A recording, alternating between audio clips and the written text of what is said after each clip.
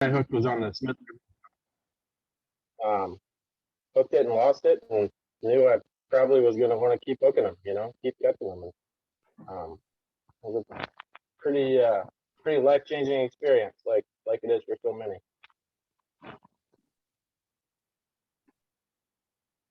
Great, thanks so much, Caleb. And next we have Chris Ringley.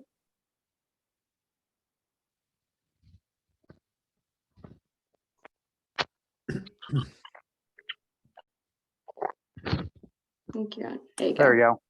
Hey, I'm Chris Ringley. I started steelhead fishing when I was 5 years old. That's probably my first memory. We used to always go out to Lake Quinault during the winter and during the springtime with my dad, and all the creeks around Lake Quinault used to be open. And when I was 5 years old, I hooked about a 5-pound wild steelhead on one of those little creeks and wanted to keep it, but my dad said I should probably let it go. I cried all the way for the 2.5-hour drive back to Gig Harbor when I was a little kid, but I always remember that is catching a steelhead when I was that young. Then that really sparked my interest. I've been a guide. I've worked for WDFW. I've worked for U.S. Fish and Wildlife Service. I've got some master's background in fisheries. I'm now an airline pilot. That just is, my whole goal for this program is that my son is 3 years old, and I want my opportunities when I was younger to be able to catch steelhead. I want him to be able to have those opportunities out on the coast and some of the rivers that I used to fish. So that's why I'm here, and just looking forward to working with the group and making it so we have steelhead on the coast forever. Thanks. Thank you, Chris. Next we have Geoff Mcmichael. Hi, I'm Jeff. I'm a pretty late bloomer compared to these guys. I went to an AFS meeting in Alaska when I was still in grad school in Montana, and some of the local chapter members there took us down to the mouth of the Anchor River, and we were fishing for coho, and one of the fish I caught there was a huge steelhead, huge to me, like 15 to 18 pound fish that just absolutely tore me up and broke the tip of my rod when I had it up against the bank trying to unhook it and release it, and just been pretty impressed with them since then. Great, thank you. Sorry to hear about your rod tip. Next, Jason Rolfe. Hi, my first memory, I'm actually not 100% certain whether it was a salmon or a steelhead. I don't remember that much. I know it was on the Nisqually River when I was a little kid, fishing with my stepdad, and I was tiny, and I had hooked a huge fish and fought it all the way into the bank. And right when I got it in close, I remember my stepdad reaching out and grabbing the leader, and the fish popped off just like that.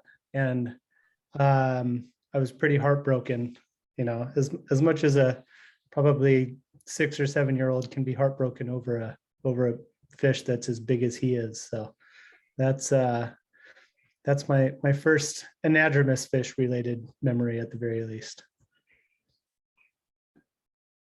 Great, thank you for that. Jessica Helsley. Afternoon. Probably was before I had a fishing rod in my hand. Probably had a mask and snorkel on in Idaho Salmon River. So that fish had been swimming for a long time. I'm sure lots of you all consider them very dark at that point, but it was still a vibrant fish that was big enough to sort of entice me to want to get a rod in my hand to catch it so I could look at it closer. Very cool. Next we have Jonathan Stump. Yeah, hey, quickly, my first steelhead memory goes back to the mid 2000s, like Jess over in Idaho on the Salmon River, out fishing and just grinding it out in this late November day. And nothing was happening. The weather was terrible. And of course, like at the very last run, in the 11th hour, I got a fish. So pretty exciting stuff. Thanks. Next we have Lee Geist.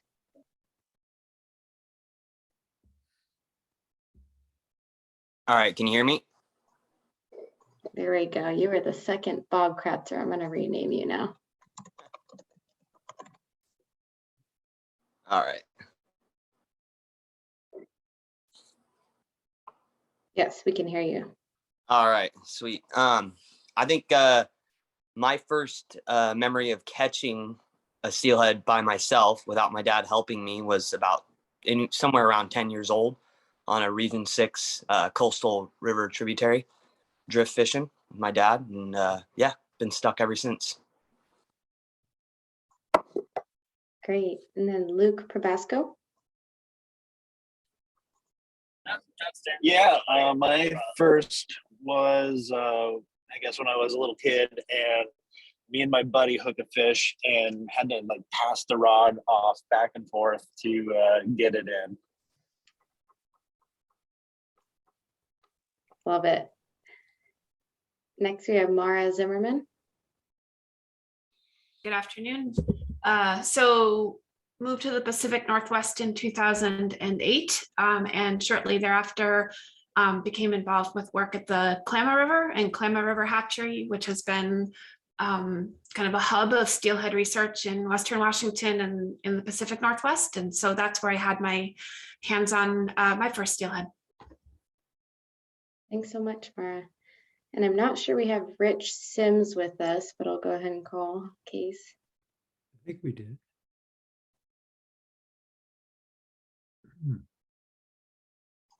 Welcome back. He was here just a minute ago, but Yeah, I saw him. he disappeared. Okay, maybe we'll circle back. Next, after that's Roy Morris. Well, when Bob started telling his story, I was thinking, I'll bet that was going to be at the mouth of Bear Creek there. And I had to live over at Woodinville, and I fished over there, and George McLeod says, I'll show you where the steelhead will lay along that bank there. That was some story. And piggybacking on Chris, I wanted my son to catch a fish like I did. And I was hanging by my belt. My dad had me by my belt, leaning off of a rock with a little Fluger Akron reel. We would string cast and throw up split shot with a piece of yarn on a number 6 or 8 hook and drift on through. And Lucia Falls in those days, all you had to do is kind of keep your line in the water for a little while and you catch them. And then years later, my son, same way, same kind of gear, just out of nostalgia, when he was 5 years old, he was casting off Sunset Falls on the East Fork of the Lewis, and he caught his first fish too. So I hope your son gets to catch one with you, Chris. Fished all over in Washington State and guided for a number of years, ran charter boat, and mostly I host guests to introduce them to the environment now. Great. Well, I don't see Rich jumping back on here. So thank you everybody so much for sharing your stories, and I'll turn it back to Greer for the next agenda item here.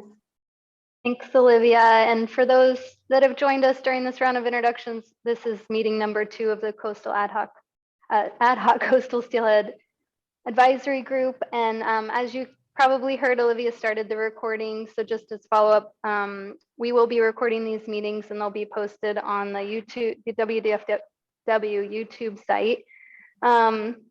The next agenda item is really just a couple of housekeeping items. One is we're going to have Toby quickly go over the review process, just so you're all aware of the review process for documents. We've already had a few documents go out for review, and she's just going to speak to moving forward what that's going to look like. So Toby, do you want to jump in here, and then I'll take it back after that to give a few facilitation updates. Sure, sounds good. Thank you, Greer. So there have been a few documents that we've sent out already for review and comments. And so the easiest way to receive review would be for the advisory members to email their comments directly to me. You can also put review comments in the SharePoint folder as well. But the easiest way for me to be able to see comments and review on documents is to receive them by email. I also wanted to mention that we're going to have a system where we will be sending out pre-meeting documents before each meeting. And those pre-meeting documents are just items that I want to make sure one on the advisory group, has a chance to just look at and skim through so that you're prepared for the meeting. But you don't have to necessarily provide review or comments on those pre-meeting documents. You'll receive those about a week before each meeting. And then after each meeting, there'll be sort of a assignment or something that we would like to receive review or comments on. We can kind of call it a homework assignment. And so we'll send those out after each meeting. And those are documents that we want to get feedback on. And Greer, I don't know if you think this would be a good time to maybe mention the syllabus. I'll talk about that as well. Yeah, that sounds perfect. You could touch on it now and then circle back when we talk about the outline too. I think it's related to both. Okay. So I'm going to go ahead and share my screen, and I'm going to show you this syllabus document. I think it'll be helpful for us to go through that.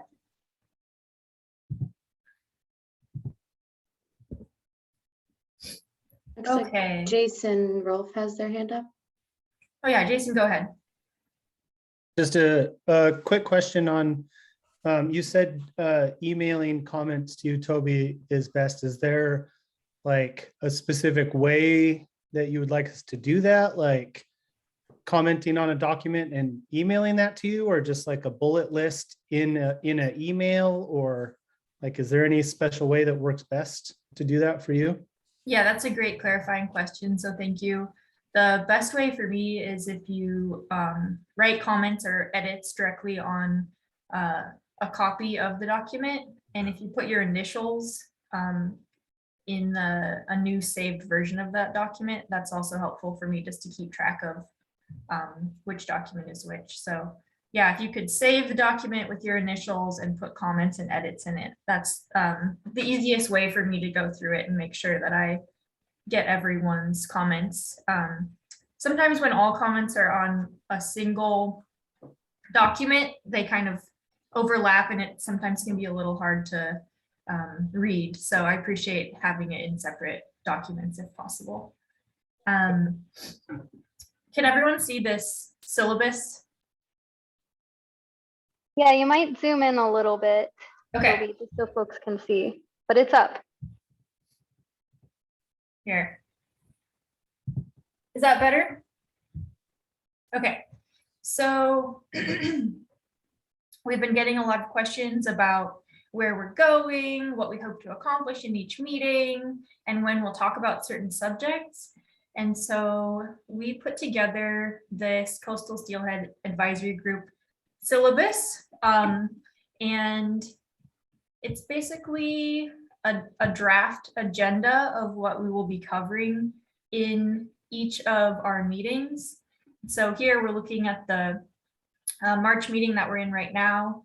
It has kind of overarching questions that we're hoping to address in each meeting, what the icebreaker will be, and then the topics of that particular meeting. So in this one, our topics are communications and the management framework. And then it also includes what the homework assignment will be and any background materials, or excuse me, any post-meeting materials that you might receive that are associated with that homework assignment. And so we put this together for each of the meetings so you can see when we're planning to address each of the topics that was covered in the Steelhead proviso outline that I sent out last time. So we will be sending you this syllabus document after this meeting today so that everyone has an idea of what's coming next. And I'll hand it back over to you, Greer, unless there are other questions right now on that. Any questions? So just to recap, Toby will be sending out the homework. She'll send out the syllabus, and then after every meeting, if there's review material, she'll be sending that directly to you, and you'll respond directly to her with your comments, and she'll also provide any timelines associated with that review period. So we're going to let Toby handle that. We'll also have a filing system through your SharePoint site where we'll house the documents if you want to download from the website. And there'll also be a folder that houses the comments so you can see each other's comments as well, because I know that was a request of the group. So any questions on the review process? And then we'll just walk through a few more small items before we get into the meat of the meeting. Yeah, I might Okay. just add, Greer. Yeah. So last meeting when we were all together, we heard folks talk about this, sort of flow of information where we would cover a topic. The following meeting, we would kind of rehash that topic, maybe talk about the homework assignment associated, and then there'd be kind of a new topic, right? So there's sort of this stairway through each meeting. So if we're in a meeting, felt like it moved really fast, maybe just recognize that there's going to be a chance when we're done for you to pause on your own, review information, knowing that we're going to be touching on it again in the next meeting.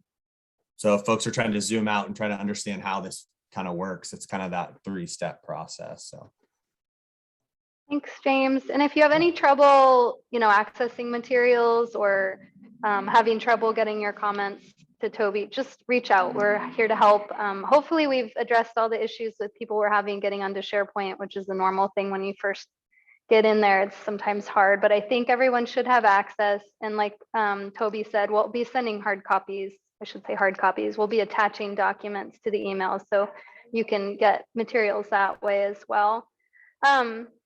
So speaking to what James said, so we covered the charter and ground rules last month at your meeting. And so just to finish up the discussion on that, we received your comments and DFW and Triangle went through and responded to the comments or addressed them. And so we have sort of a draft version with your comments that will be saved on the SharePoint, and then we'll turn that into a final version and also send that out or have that available on the SharePoint if you want to look at it. But I think we've sort of finished the charter and ground rules. I appreciate your comments and feedback, and I think you have a really good document to work off of. So that's one thing to check off our list. The other really quick thing is scheduling.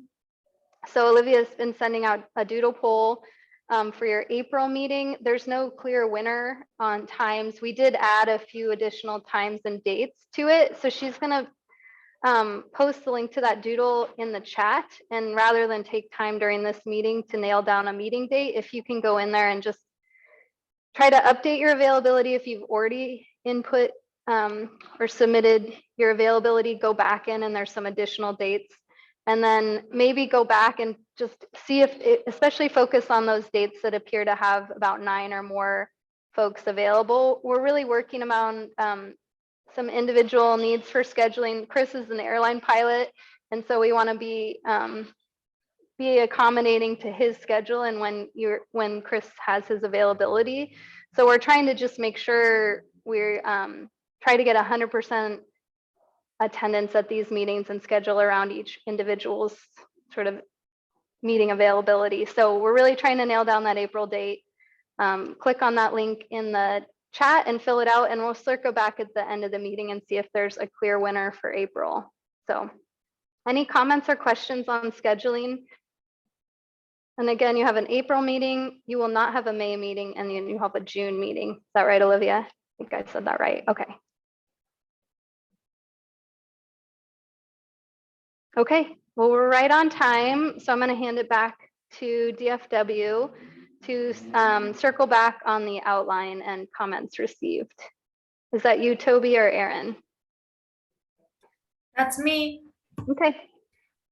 So James, I wanted to say thank you for breaking down that flow of this process a little bit more. I think that's a helpful way to put it, is that we'll be introducing new topics at each meeting, but we'll also spend a little bit of time talking about the topic from the previous meeting so that we can address how comments and recommendations are being incorporated into the management plan and have a little bit more conversation about those ideas after they've been introduced in initial meeting. So that's a great way to think of it. And last time we had asked you to look over the coastal steelhead management plan outline and timeline, and I received comments on that document. So I'd like to spend about the next half hour or so going through the comments that I received on that document. And so I'm just going to kind of talk through the comments, and please feel free to raise your hand and interrupt me if you have a question or a comment on anything that I say. And Greer and Olivia, I'll just ask you to help me to respond to any raised hands because I don't always see them. So just let me know if someone raises their hand or if something comes up in the chat related to what I'm talking about. So I'll just go through the outline, and a lot of the questions and comments that I received on the outline, or that we received on the outline, I think will be answered when we all get a chance to review the background section of this management plan that I've written already to date. And that's going to be the assignment for this meeting, is to read through that entire background section. So I think that will answer a lot of questions and clarify some of the comments, but nonetheless, I want to go through this. So with regard to the purpose statement at the beginning of the management plan, Jonathan had asked if we will be addressing the extent to which the statewide steelhead management plan has been implemented in specific basins. And that's a great question, Jonathan. We will be addressing the extent to which the statewide steelhead management plan has been implemented in specific basins within the basin specific plan part of the document. So it's probably not something that I'll address in the initial purpose statement because that's going to be fairly concise. But we will definitely talk about which parts of the statewide steelhead management plan have been implemented later on in those basin specific plans, because there are some management objectives in that statewide steelhead management plan that have not yet been implemented. So that's a priority for us, is to make sure that the management objectives that we already have in place are being followed to the greatest extent possible. Moving on to the background section, we have a section about steelhead biology, and we had a couple of people who were concerned that we might not have enough focus on summer steelhead, and WDFW intends to monitor the full temporal extent of steelhead runs, including summer steelhead. And so that's going to be an area where we might need to increase capacity in monitoring and evaluation. But I just want to ensure everyone that we do have summer steelhead on our minds, and we want to have solid approaches to monitoring summer steelhead populations. And Rich, you had also commented that we should make sure to have information on the non-anadromous Mcmichael, the resident rainbows, and there is information in there on that. So it's definitely an important part of the bigger picture. And in the background section, we also are talking about hatchery rearing. In this context, at the beginning of the background section, the hatchery rearing part was really part of talking about kind of the history of harvest and management when it comes to steelhead. So in that section, I don't talk so much about our current hatchery practices, but how hatcheries came to be, and when we first started implementing hatchery programs in Washington. And in terms of tribal significance and early commercial harvest, there'd been a question about what I mean by early commercial harvest. And Again, that's where I'm talking about kind of the history. So I really want to give background and context to the work that we're doing right now. So we want to make sure that we have information in this document that would allow anyone who reads it to have a solid understanding of the steelhead situation on the coast. So early commercial harvest in that context means when steelhead commercial harvest began historically. And in terms of origins of current management strategies, again, that's a section where we're looking at the history of management and how that has developed over time for context.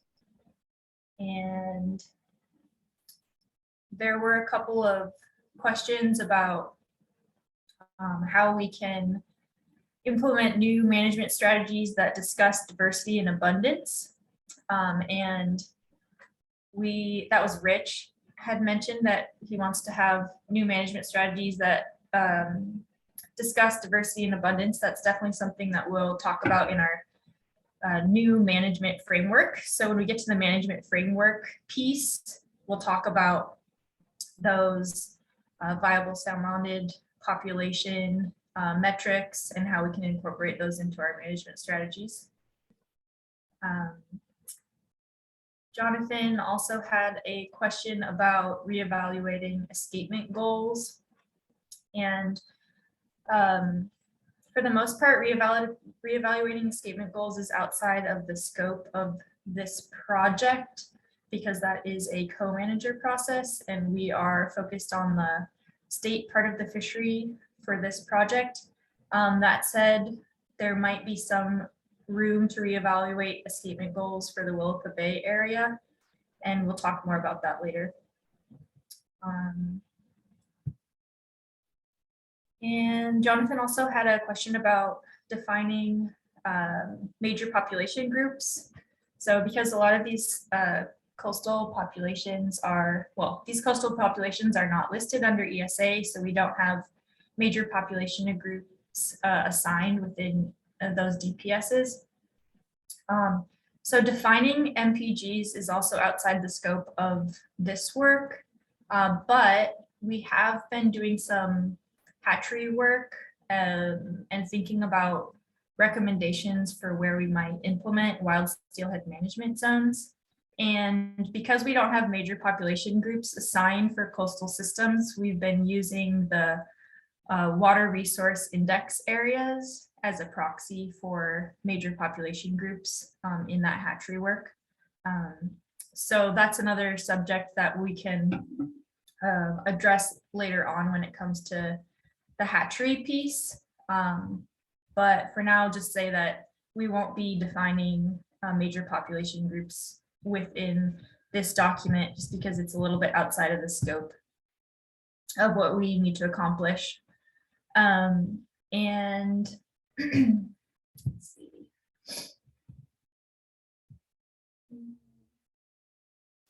So in terms of current extractive uses and economics,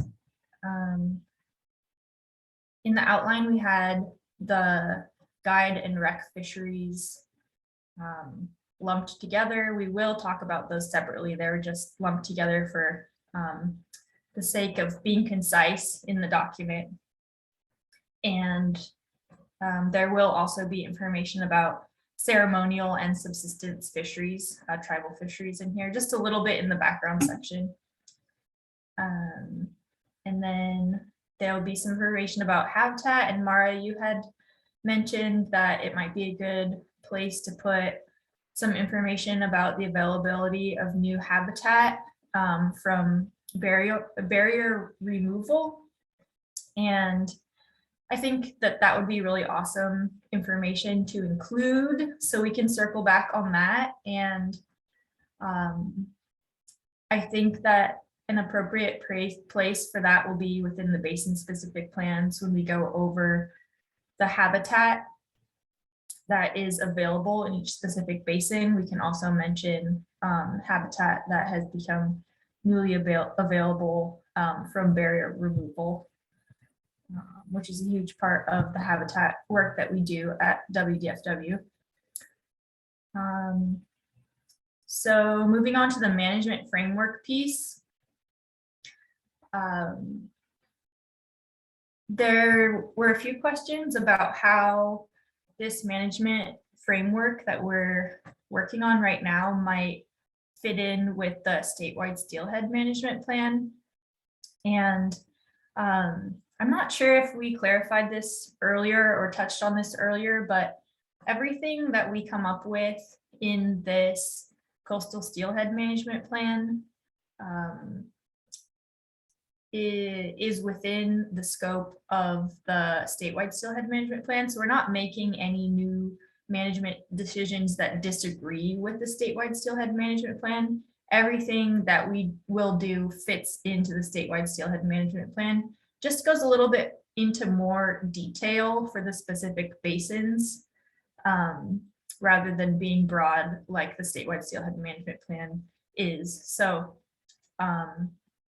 we're keeping the same management objectives, in many cases, just having a more detailed approach in this management plan as compared to the statewide steelhead management plan. Hey, Toby. Yeah. I might jump in there because I think you're making a really important point, and I'm glad someone brought it up as a question. I'd even go a step further to say that in some cases along the coast, we've failed to meet the objectives in the statewide steelhead management plan. We've just been unsuccessful, particularly in recent years. And so that's a big part of the work here, right, is to build on the foundation that we already have in the statewide steelhead management plan to improve success, meeting the objectives that have been defined, not changing them, not altering them, but kind of reinforce the objectives we already have. So thanks for bringing that one up, Toby. Yeah, that's absolutely right, James. So thanks for clarifying that. And still going through the outline here. So under the management framework, we had those 5 main subject areas that we discussed in the last meeting. The first one is monitoring and evaluation. And Jason, you had mentioned that it might be helpful to look to management plans from other states or other districts within Washington, and other regions within Washington. And that's absolutely a great plan to look at other management plans and see what might work for us. And that's something that I've been doing, looking at management plans from Oregon, from British Columbia, from Washington, and from other regions around the state of Washington. So I would encourage everyone to do the same so that we can have a kind of broad perspective on ideas that might work for our coastal systems. And let me know if you have any specific ideas that come from other management plans that you would want to discuss moving forward in this process. Thanks, Toby. And we have a hand up. Yeah, Jeff, I see your hand. Yeah, I just see the title slide for your outline review. Are you going through slides that go along with what you're presenting to us here? No, I don't have Okay. slides for this. I'm just running through the comments. Okay, gotcha. Good. Yeah. Okay. I wish I had some pretty pictures to show you, but I just have a document that has everyone's comments written in one place. So it might be kind of boring to look at. Okay, try harder, please. Yeah. Jonathan. Hey, Toby, do you think that you could share with us some of those other plans that you are looking at? Yeah. Like drop them into one of the folders we have on SharePoint or something like that. Yeah, we can do that. So Greer, Olivia, if you'll make a note of that for me so I don't forget, we can do that. And then we'll put them into the resources folder on the SharePoint. Okay, thank you. We'll note that as an action item and include a link in the follow-up. Sounds good. Anything else before I keep going? All right, so in terms of monitoring, on the list of monitoring items, I didn't have guide log books. That was my bad. I should have put guide log books in there. So thank you to those who flagged that. There were also some questions about sonar capacity, and James and I and others in Region 6 have talked about using sonar, and that's something that we are hoping to include as a tool moving forward. So we're requesting funding for increasing sonar capacity for monitoring. So we'll cross our fingers that we're able to get the funding to implement a sonar team on the coast. In terms of evaluation, had some questions about forecasting methodology. So we do have a variety of forecasting methods for steelhead on the coast, and a lot of that has to do with the availability of data in certain areas, and also our co-manager relationships in certain areas as well, because we have some parts of the coast where our tribes do a lot of the monitoring, and other areas where WDFW does a lot of the monitoring, like for instance for spawning ground surveys. And so in some cases, the tribes do some of the forecasting. In some cases, WDFW does some of the forecasting, or a combination of the two. And so there are different strategies. Generally speaking, one of our goals is to work towards having more consistent methodologies. And I think when we are able to increase our monitoring capacity, our database management and our quantitative tools will be able to move in the direction of having more consistent forecasting methodology. And that's definitely something that's a huge conversation that we talk about all the time, that we really want. And so thanks for flagging that, and just know that we're moving in that direction.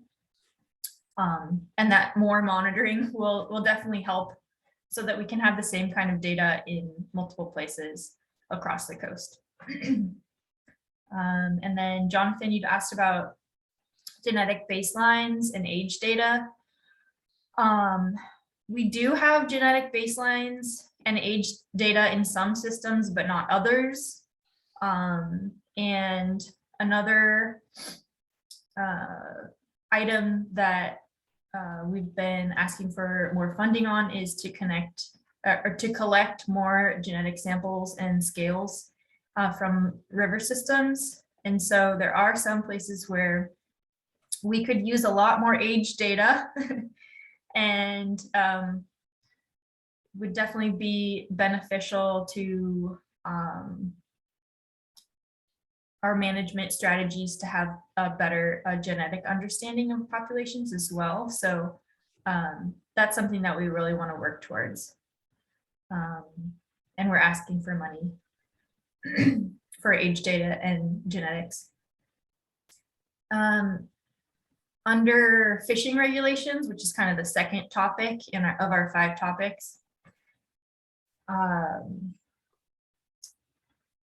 Jason, you had brought up that it's pretty challenging when we have in-season changes to management. Totally agree. That's challenging for all of us when we have to change in season or have closures in season.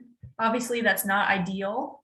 And so we want to work towards having management that's proactive rather than reactive.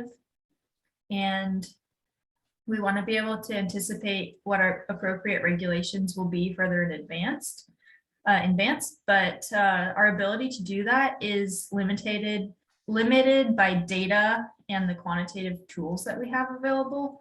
So we're hoping that we'll be able to get to a place where we can anticipate our management regime, if not specific regulations, and that will make more sense a little bit later when we talk about our management regimes. And really a lack of data makes it hard to make sure that we're right on track with regulations all the time. So hopefully, as we increase our monitoring and evaluation activities and have more funding for monitoring and evaluation, the pinpointing appropriate regulations will become easier to do as we have more data available. There could be kind of an awkward in-between phase where we get it wrong some of the time as we improve our tools, but we want to work in the direction of having more data and fine-tuning our quantitative analysis tools to get past that awkward phase. Hey, Toby, maybe I Yeah. could jump in here too. Yeah, so Jason, thanks for bringing up the emergency regulation one. So for fisheries management, I think maybe forever, emergency regulations are going to be a pretty important tool. But I think what we really want to do, all that sort of data tools that Toby's talking about, we want to increase like a forecast around emergency regulations. So this year, when we moved into the steelhead season, we knew as fish managers, this is going to be extremely tight.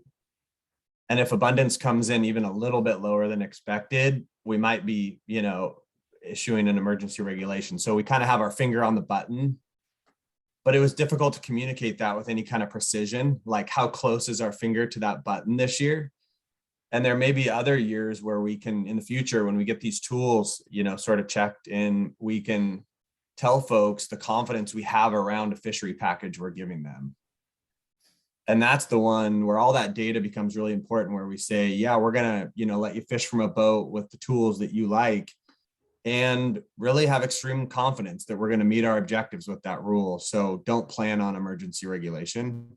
And that'd be a lot different than like this year, where we knew it was extremely tight, but it was tough to communicate without all those data in hand. So yeah, hopefully that helps Toby and Jason. Thanks. And Toby, I'll also jump in here and just note that we're a little over time on this agenda topic. I don't know how much more you have, but just wanted to let you know. Okay, yeah, thanks for that, Greer. We don't have too much more to go, but I think we're covering some really important topics here, so I'm just going to keep going. Let's see. Yeah, so we had a lot of questions about having that proactive management, which is what we're working towards. Absolutely. And Jonathan, you had brought up the topic of having limited entry of guides, and we can talk about that idea when we get to the fisheries regulations portion of the plan and have a conversation about that. And moving on to hatchery release scaling and hatcheries, our goal is to stay within management objectives that were set in the statewide steelhead management plan. And the heat unit, the hatchery evaluation and assessment team has been working on what would be appropriate levels of hatchery release scaling to meet our pre-existing management objectives. And so what we're trying to do is increase our capacity to reevaluate whether or not we're meeting genetic thresholds, given the fact that we have changes in population abundance from year to year. So we're really trying to make sure that we're fine-tuning those tools to make sure that we have strategies that meet our objectives in place. I had a lot of questions about the March 15th cutoff date when it comes to spawning ground surveys and hatchery versus wild steelhead reds. And one of the strong recommendations from the heat unit is that we reassess that March 15th cutoff date, which doesn't necessarily make sense in all systems. And so that's something that's on our radar as well. And we're hoping that we'll be able to reassess the March 15th cutoff date for particular systems where it's appropriate. I think that covers most of the hatchery related comments that I had. We do have methods for modeling PHOS, PNI, and gene flow. So the proportion of hatchery origin spawners, natural influence, and gene flow. And so we will have a description of those modeling methods in the coastal steelhead management plan, but it will likely go into the appendix because we don't want to get too technical in this document. So any more technical information will go into the appendix, but it will be included. And we have also discussed the idea of having an experimental station where we can test different types of hatchery protocols, including potentially testing an integrated program that has a lower PHOS threshold of 10% rather than 30%, and is at a smaller scale. So we might talk about some of those experimental research type hatchery programs that we can put into place as well to understand the pros and cons or impacts of different approaches. And there were some questions about the scope of our project here geographically. So this coastal steelhead management plan does not include the Hoko or the rivers on the Strait of Juan de Fuca. And that comes from the proviso language that we were provided from the legislature. We're supposed to address Grace Harbor, Willapa Bay, and the coastal Olympic Peninsula. In terms of research, a lot of people had questions about including research on summer steelhead. As I mentioned previously, we do want to make sure that we are monitoring the full temporal extent of wild steelhead runs. So there will be work on summer steelhead included in that. In terms of monitoring ocean, in terms of research on marine survival, I should say, the proposed work here is quantitative modeling based on ocean indicators like productivity, ocean productivity, and sea surface temperature. We need money to pay for the analysis that goes into that work. So that's what I'm referring to there. I think, Chris, you'd had a concern that that could be very expensive. What we're talking about there is using existing data sets to do analyses. We just need to have funding to pay for people to do those analyses. So that's what I was talking about there. Juvenile monitoring, Chris, you'd asked about that. That would take the form of smolt trapping. And in terms of the completion timeline, so there's a lot that we're covering here. And you'll note that WDFW has been working on this, 5 days a week, writing this management plan, starting in October. And so there's a lot of words already written here. But what we really need is feedback and perspective from you. And so as certain sections of the management plan are drafted, we'll look to you to provide comments and feedback and to help us come up with ideas that we hadn't previously thought of so we can incorporate those. So there's already a lot of language drafted, but it's not set in stone at this point, and we need help to get your feedback and perspectives on that. So Mara, you had mentioned concern that you wouldn't be able to see a draft of the entire document until September, but you will see each of the sections of the document before that, just in chunks as we address certain topics. And I think when you see that syllabus, that process will become more clear. And then my hope is that in September, that's when we as a group will be able to do a final review on the whole document. But you will hopefully have seen the whole thing previously. but just not all together as one piece. So that's kind of my thought there.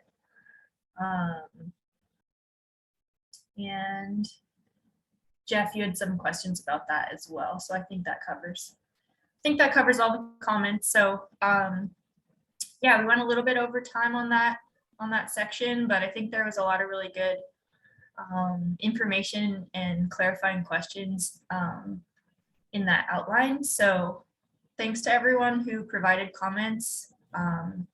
It's helpful to me to see what's not clear and to get your perspectives. So does anyone have any questions right now?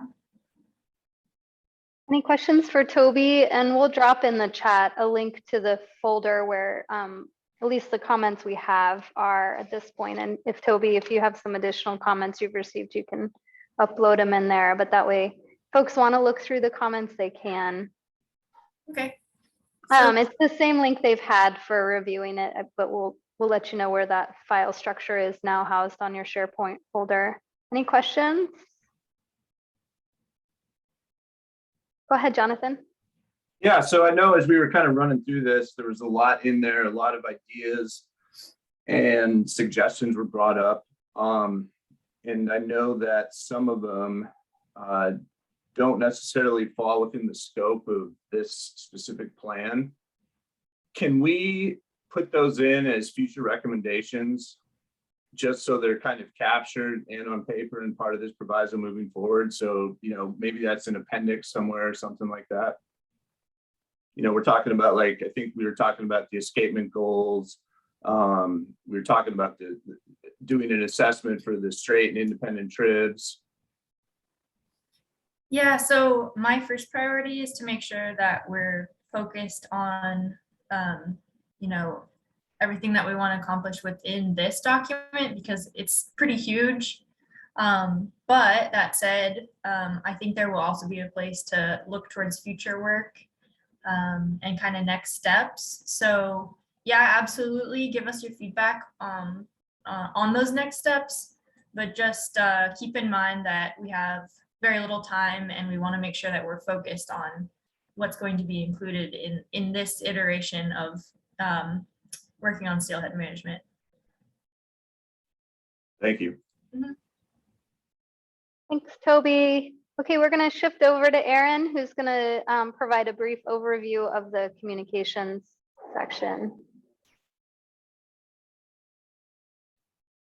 Toby or James, did you first want to touch on this slide before we jump to that?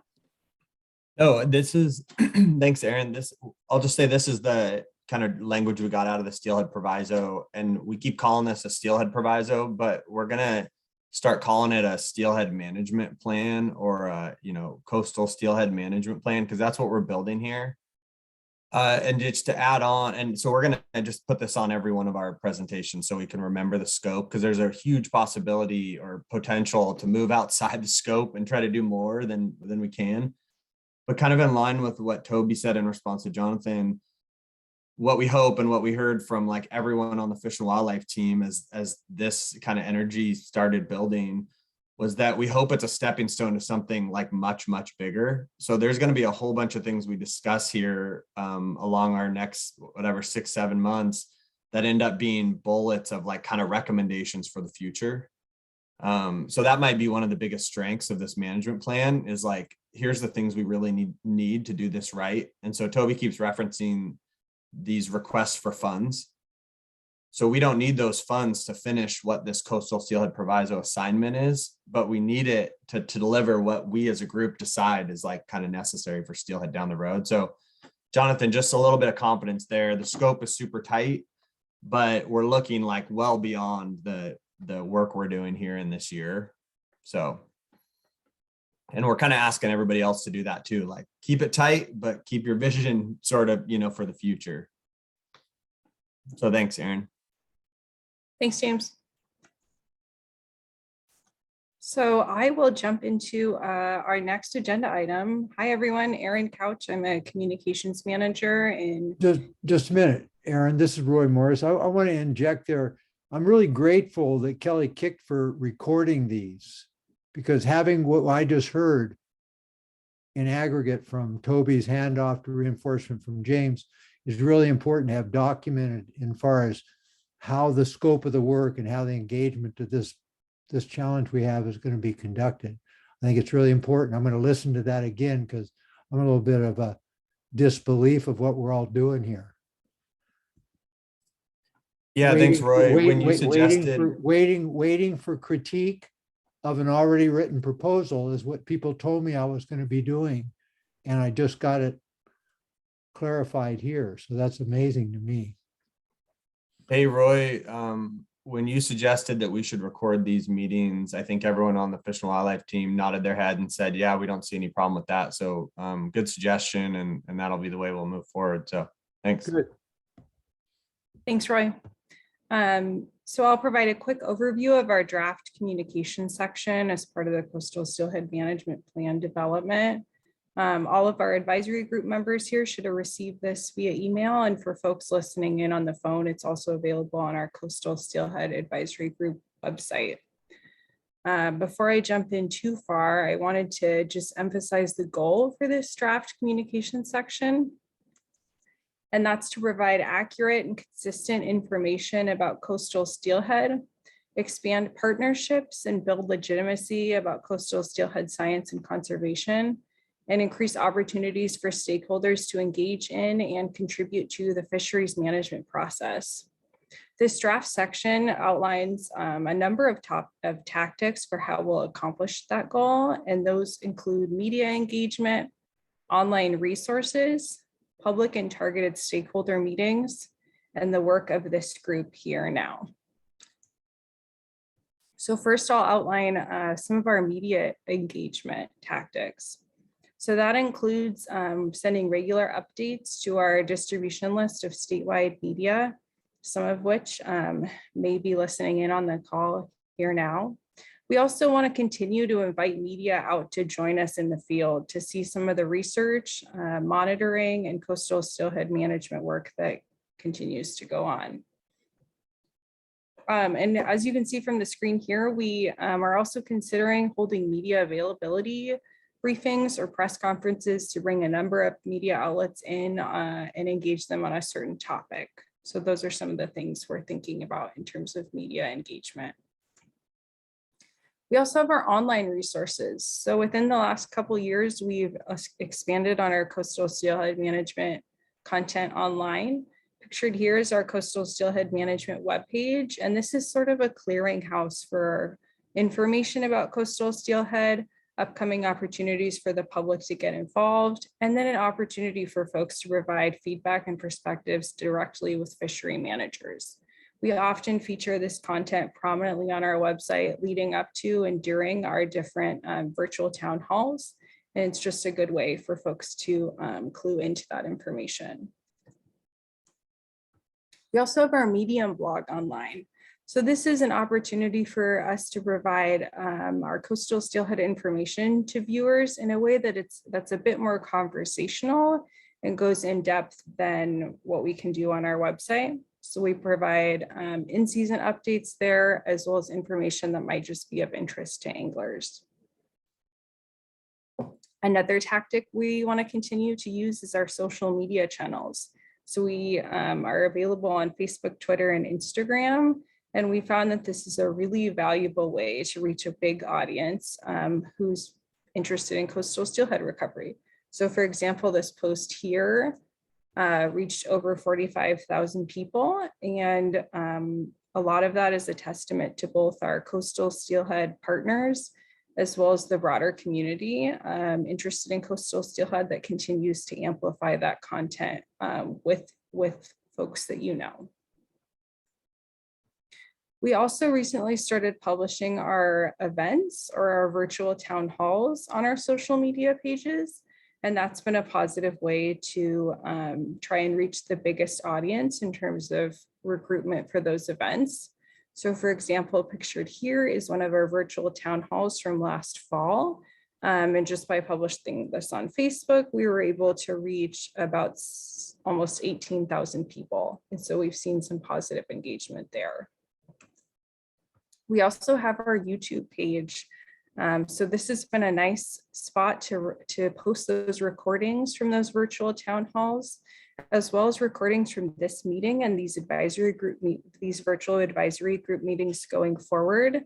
You can see here that we got 13 views of folks who sat through the whole playlist, but we had about 1,500 total views of each of those videos. So we've seen that it's been a really positive way for folks to be able to tune into our information about coastal steelhead, even if they weren't able to perhaps make those meetings.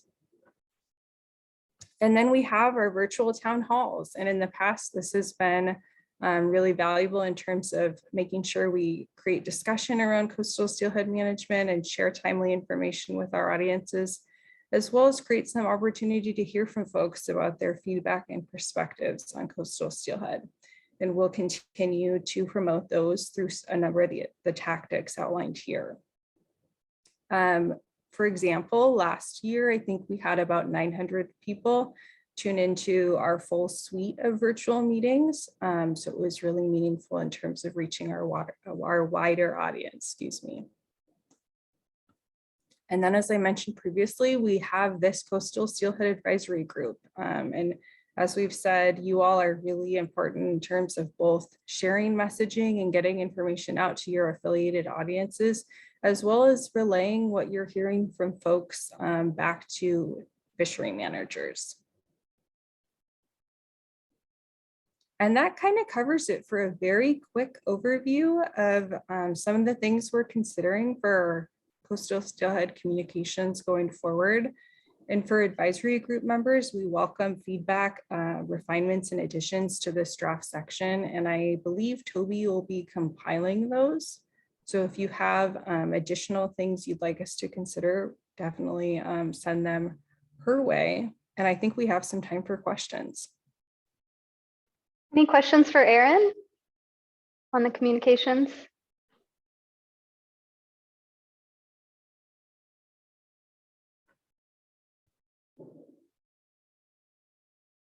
Hey, I'll just say we heard some traffic, email traffic right before this meeting that maybe it felt like folks were more interested in the fisheries work and less the communications. And then other folks let us know that the communications was important.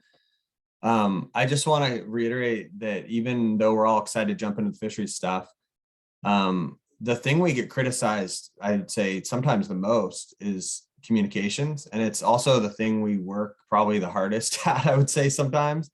And so, if there's folks in this room that have, an interest in that, it is an area we want to focus. And it's also a pretty important area of the Steelhead Proviso as it was written. So even if not right now, maybe give it some thought after this and fire back to us if you have any big ideas on ways that we can improve that work. So thanks. Go ahead, Bob. Yeah, James, I would, I appreciate the communication part because you and I've talked about that before and how important it is. I mean, it's amazing to me how many people, even after the closure, still didn't know that there was even a closure. They're still calling like, hey, can I go fishing? Or, hey, what's the fishing like? And it's like, it's closed. Oh, so we definitely need to ramp that up. And I would say that there's probably like maybe a checkbook or a checklist communication wise as you're going through not only this process, but like on the emergency closures or stuff like that. Like there's a checkbook, like, hey, we got to check, make sure we contact this group, make sure we contact these people, make sure we contact these people, so that we kind of are all on the same page as we're going into either an emergency closure and or like these meetings. I mean, making sure we're not really missing anybody out there. We want to provide as much opportunity for, all user groups, every person out there to be able to get involved in these meetings and then get involved in what you guys are doing. And importantly, like I think a lot of the communication part falls, and I think you kind of hit on it a little bit, falls on where people are missing like the data pieces and the science pieces behind it, right? So having them understand where those decisions are coming from and so forth, I think help the overall process. So thank you. Thanks, Bob. Go ahead, Jess. Thanks, Erin, for a great presentation. I think we can all say that at least in the last couple of years, things have improved dramatically with your time there. The one thing I didn't hear covered, and it kind of ties both the communications piece and the fisheries piece together, is that in my mind, this required report to the legislature is in itself a communications document, where this group has an opportunity to work with DFW to communicate the needs to sort of fill data gaps, for example, by making a sort of comprehensive legislative request in the report. Here's the data we have, here's the data we don't have, here's what we need funding for, that sort of thing. And so I think, Toby sort of mentioned we don't want to get too technical, but at the same time, I think the report needs to be a document that highlights the needs moving forward and serves as a request to the legislature to try to fill some of those needs. So just curious what your thoughts are on that.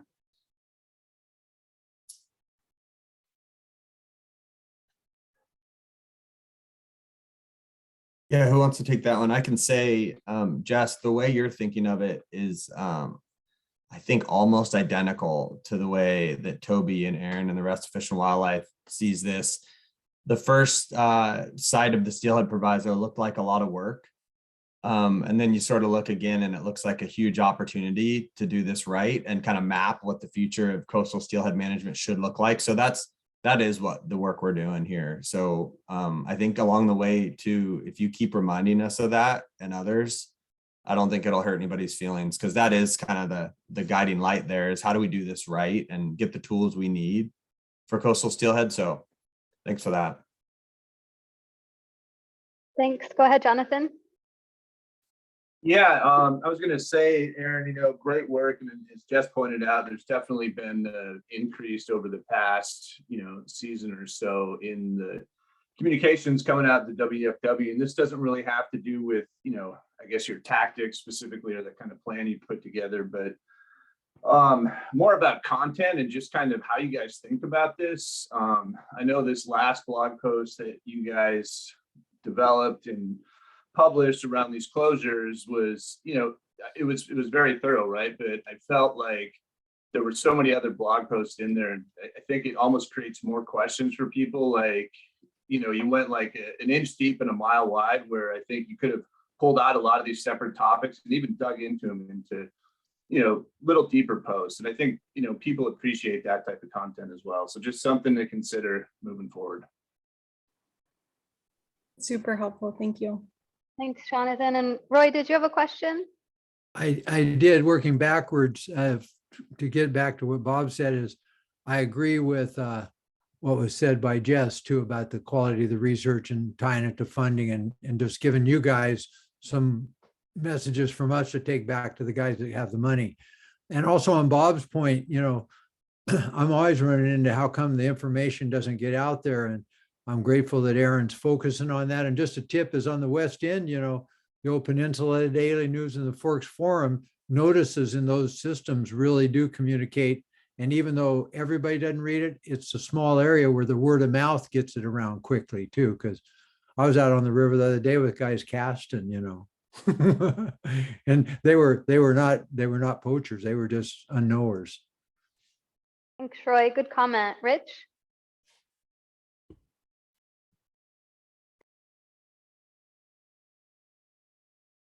You're still on mute.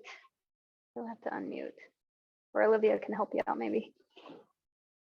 Go ahead. Oh, thank you. I got it. Thanks again, Aaron. One of the things, the department is the co-manager, and I think there seems to be a lot of misunderstanding and misinformation that seems to occur out there regarding the tribal fisheries side of it. And I think really the department should really take a stronger stab at really helping to communicate to help people understand, how the process works and when the tribe is fishing and why and that sort of thing. And just really trying to kind of get that better communicated within the community, because we're all sharing in this resource. And I think it's really important that we understand how our fisheries kind of work together in this context. So I'll just leave it at that. Thanks, Rich. Good comment. Okay, I don't see any more hands up and I want to keep us on time. We have a 5-minute break to allow people to go take a little break, fill up your water. We'll be back in 5 minutes. So at 5:20, just be back and we'll dive into the second part of the meeting.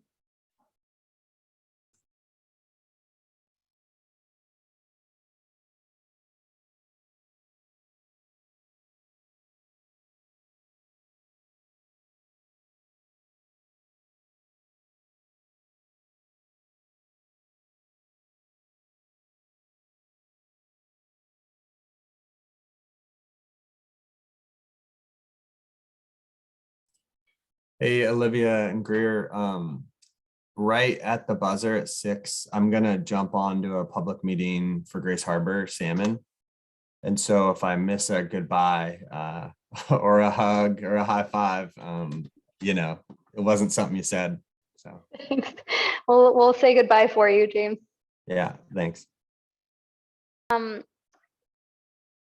James, Aaron, and Toby, Bob mentioned that the group might want to hear some background on where the proviso language came from or some background. Do you want to cover that at the next meeting or take a few moments right now? That was a good suggestion, but we can cover it whenever you want to.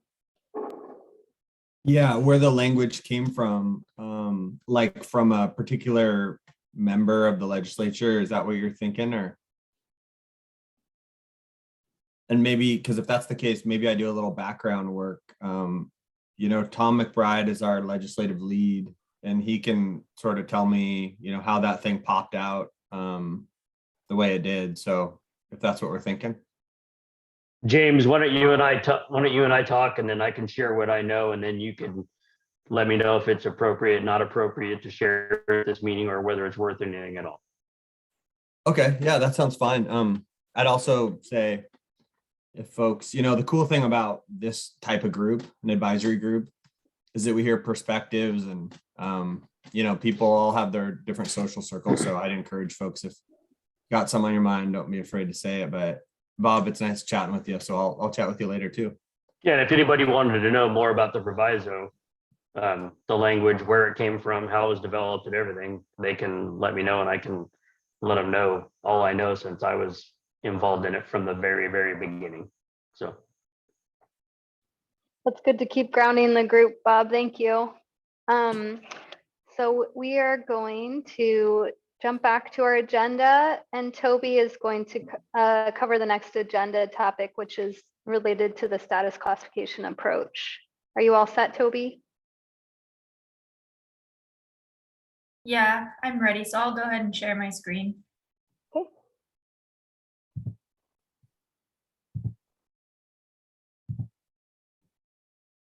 Okay, can everyone see that? Yep, looks good, Toby. Okay.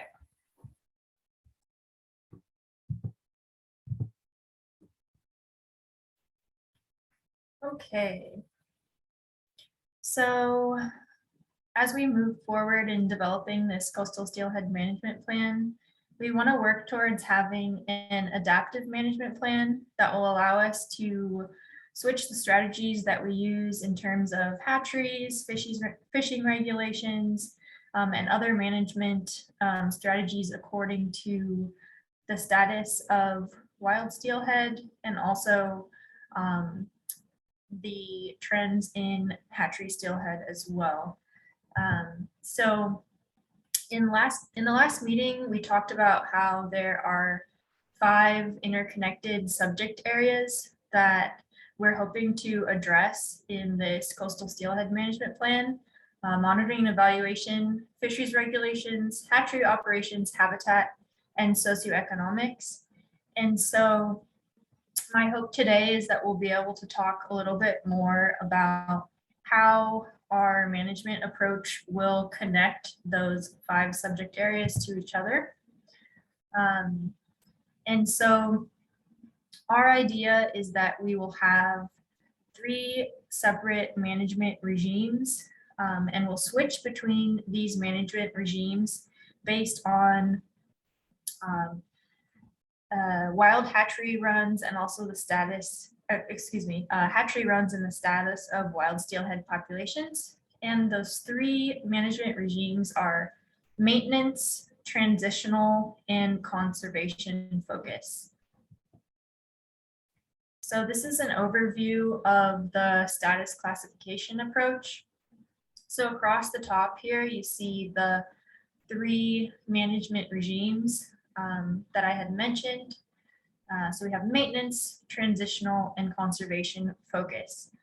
So in this structure, our management actions would shift depending on which management regime we're in. And there will be management actions associated with the 5 subject areas that were mentioned. So I'd like to do this evening is go through each of these 5 subject areas and how it pertains to the status classification approach of shifting between separate management regimes. And I will say that right now, this is a draft of the overall management strategy. And our goal here is to work towards adaptive management. But the exact text in this table, for instance, is not set in stone.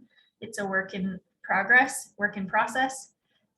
So I just want to make sure that that's clear as we move forward with talking about this status classification approach. So the first piece here is monitoring and evaluation. And so the status classification approach would be based on wild steelhead population status. And right now we have the most data on steelhead abundance, and it's difficult for us to understand the other viable salmonid population metrics, the VSP parameters that are often talked about with salmonids. And those VSP parameters include things like productivity, diversity, and spatial distribution, as well as abundance.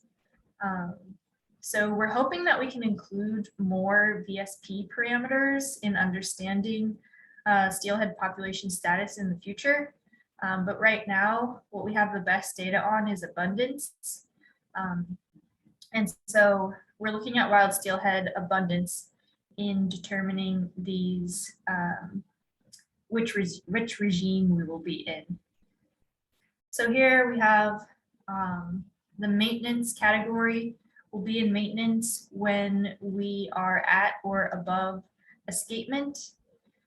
For transitional, that's when we're below our escapement, but there are fisheries still possible within management objectives. So that's where we're able to design a fishery that does not exceed 10% impact on wild steelhead populations, as stated in the statewide steelhead management plan.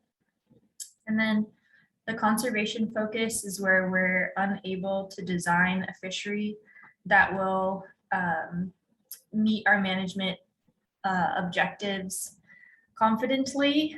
And that's a situation where we would likely have to close our recreational fisheries. Also associated with this is monitoring and evaluation priority. So again, this is just our first draft of this, but initially we thought that the monitoring evaluation priority would be low in maintenance, moderate in transitional, and high in the conservation focused regime.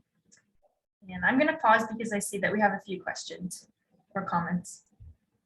Go ahead, Jason.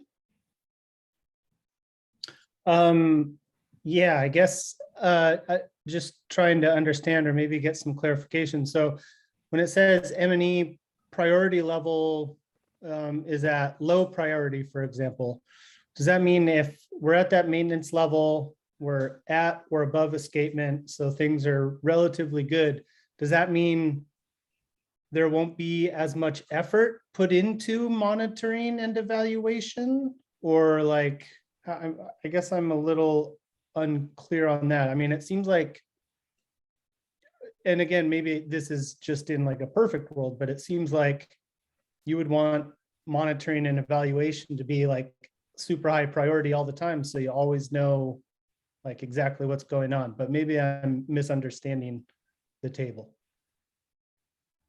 Yeah, so maybe James can jump in a little bit on this, but my thought is that even though we would like to have monitoring and evaluation of everything all the time, we still do have limitations in our capacity of where those efforts can be concentrated. And so my thought is that we would have a higher priority on filling data gaps in areas where the wild steelhead population status is not looking as good. And so that's the thought there, is that we would want to address data gaps in those systems that are not doing well in terms of wild steelhead population status first, if possible, given constraints in monitoring and evaluation capacity. And I will say also that exactly what that means, like the specific details of what that means, have not been written yet. And so that's something that we can work on together. Well, yeah, Yeah, I'd let me- love to just talk about that more in the future. It seems like, you know, if we can, if we've got a population that's doing well and we're monitoring and evaluating, you know, we're going to be able to maybe understand better why it's doing well, so on and so forth. So yeah, thank you. Mm-hmm. Yeah, can I just add a quick thing here? And everyone will become more comfortable with these concepts as Toby breaks down all the technical work over the months to come.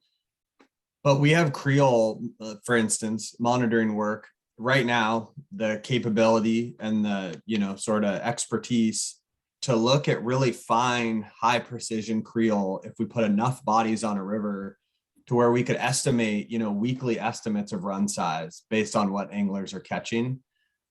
So that might be something where you've got, you know, 6 technicians out on the river 7 days a week.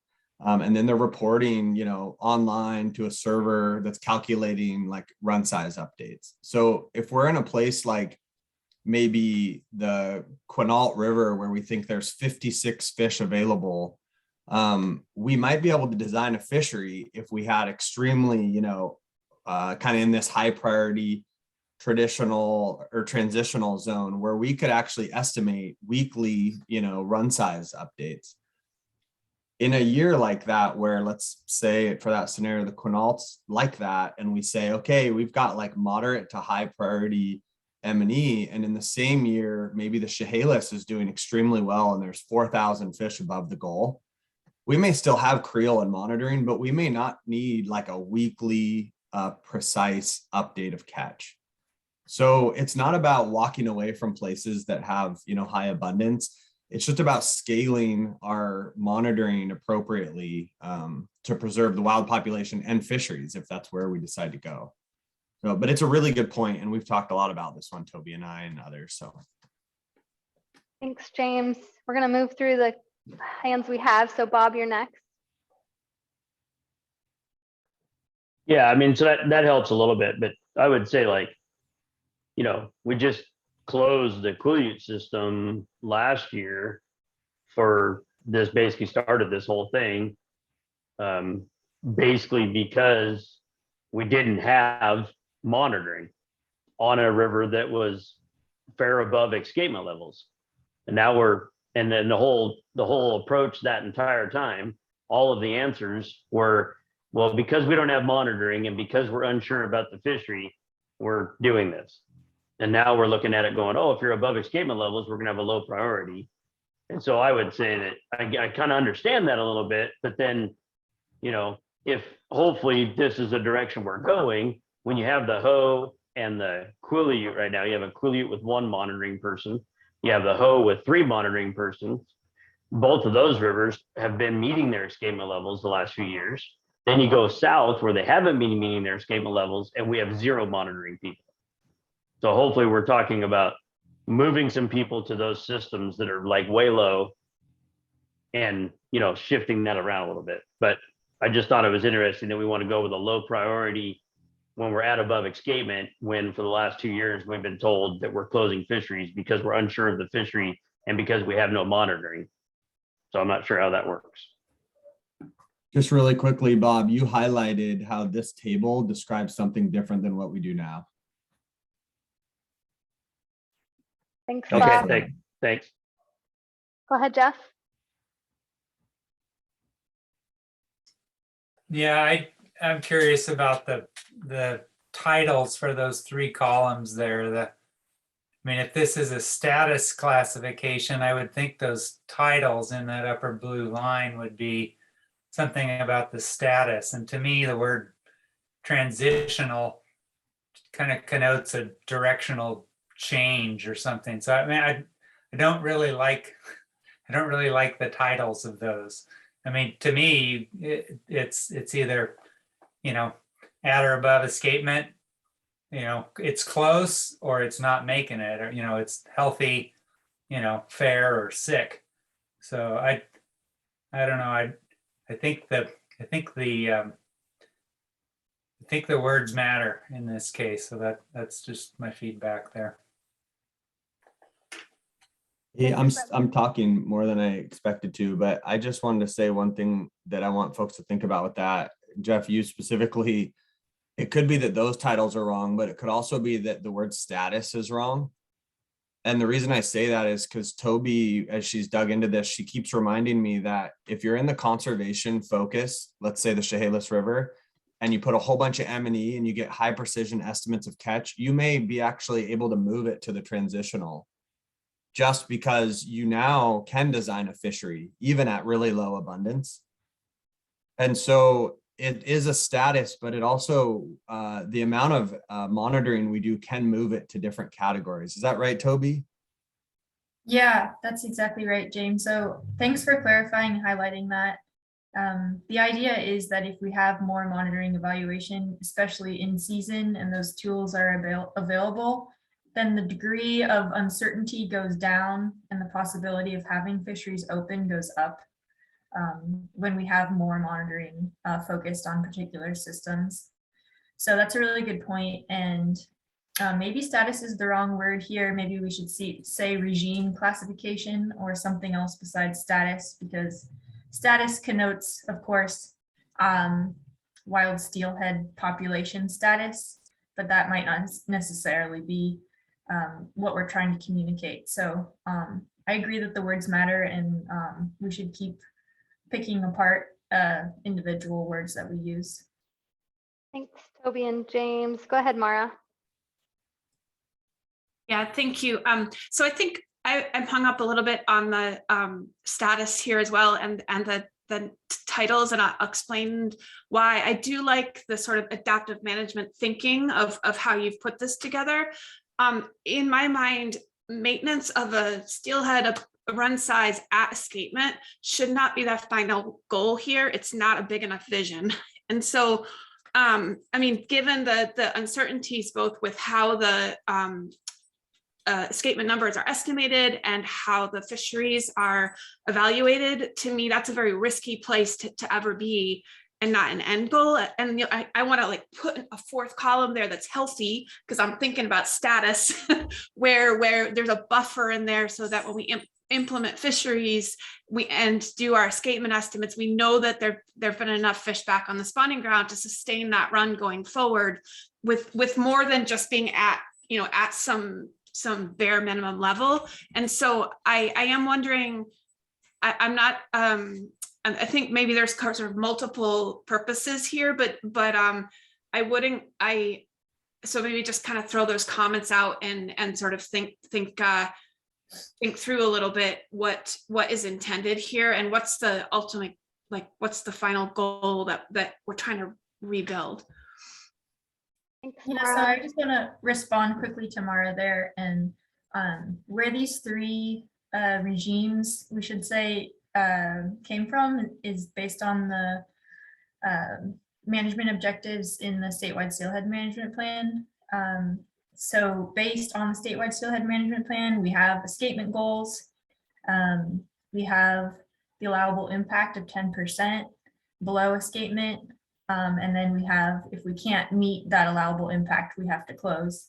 And so these classifications are based on the statewide steelhead management plan to make sure that we are developing policies that agree with the statewide steelhead management plan.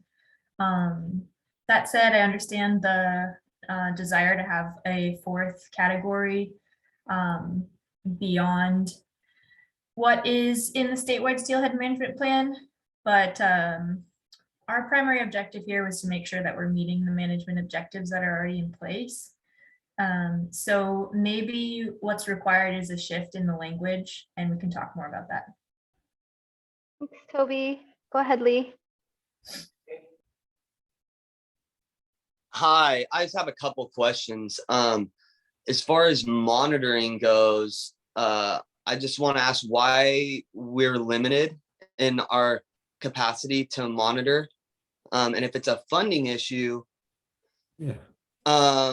which it very well could be, I want to kind of maybe help me understand what the process is to asking for that funding, and maybe why we haven't used anglers for that resource, as far as steelhead stamp.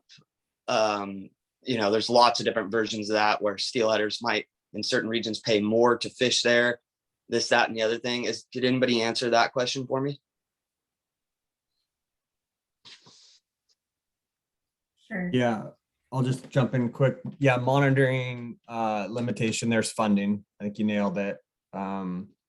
There's also a heightened level of interest in it, right? We know we need it now more than ever. The last 5 years, it's become really clear we need to improve monitoring around those fisheries.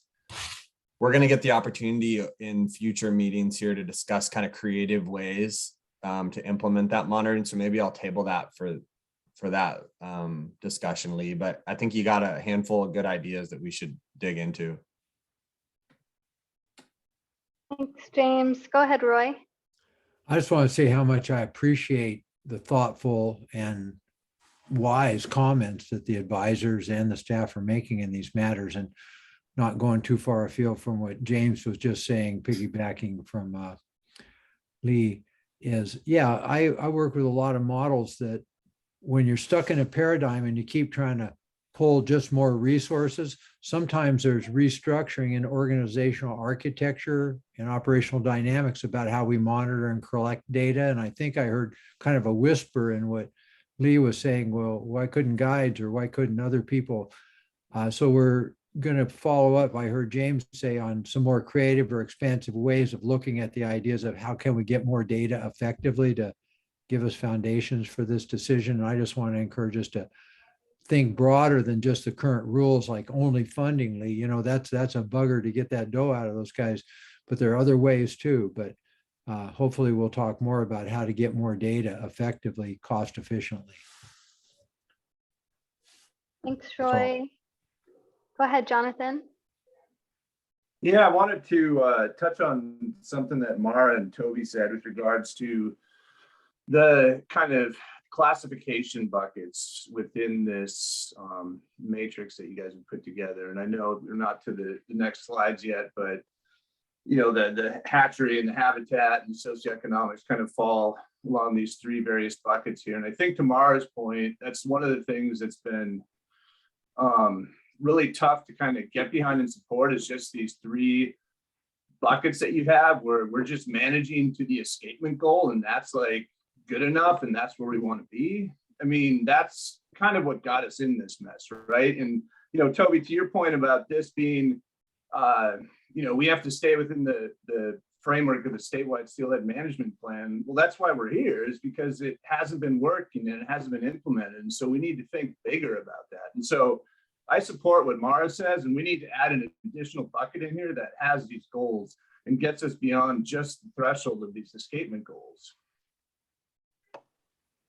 I just need to jump in here, Toby. Sorry to keep jumping in front of you, but Jonathan, I do think it's unfair to say, to imply that the statewide steelhead management plan hasn't been working. And the reason I say that, and we can kind of disagree on this as a group if we want when we have more time, but I think it's fair to say that we haven't successfully implemented it in some cases, and the escapement goals that we have on the board right now, to say managing to those hasn't worked, it could be that we haven't met escapement goals consistently, and that's been a challenge. So what we're looking at here is a matrix that would provide more confidence around meeting the goals we have, because in some rivers, you know, we got 4 out of 5 years we failed to meet the current escapement goals and management objectives. So the work of the statewide steelhead management plan in here is to get us on track with meeting the goals we already have. But I'm not going to argue against the 4th cell in this matrix. It seems like that's something we should keep thinking about. Yeah, as long as we're, you know, considering that, that's fine. I mean, the more I dig into this and the more I work through this, I feel like we're just, you know, going through these river management plans that were supposed to be developed 18 to 24 months after February of 2008, right? And well, I'm glad we're here. Like, we need to think beyond that and think bigger. And this can be part of this plan, in my opinion. Thanks, Jonathan. Go ahead, Chris. Yeah, it's basically exactly what I was going to say. Is I'm concerned that the maintenance feature and, you know, putting a low priority on the M&E priority for, you know, if we meet the escapement goal exactly, everybody nailed that. I just wanted to talk about the statewide steelhead management plan that, you know, Toby alluded to. There's areas that these rivers we're not in discussion portions of the statewide steelhead management plan, and here we are 13 years after after it was created. So that's just kind of my concern, that we're talking about the statewide steelhead management plan, but here we are 13 years later. Thanks, Chris. You want to respond to that or keep moving, Toby? And I'll just do a time check that we have a little less than 10 minutes left before public comment. Yeah, so I think we should keep moving, and in these next slides, maybe we'll just introduce them now, and it seems like we probably won't have the opportunity to dig too deeply into them, but let's make sure that we can pick up on this next time, because I feel like the discussion that we're having right now is really productive and helpful for all of us. So I don't want anyone to feel like we're not going to cover things if we have this kind of useful dialogue going on. So we'll go through it quickly now with the intention of circling back again next time on this. And I did want to say really quickly about the M&E priority level, that maybe we could change this and have, instead of M&E priority level, like level of in-season monitoring or something like that, that makes more sense there. Just an idea, but we'll keep talking about it. Okay, so the next category here is fishing regulations, and our intention here is that we want to lay out the process that we use to determine fisheries regulations really clearly, so that the public and the legislature has that information. And so we've laid out this 3-step regulation process.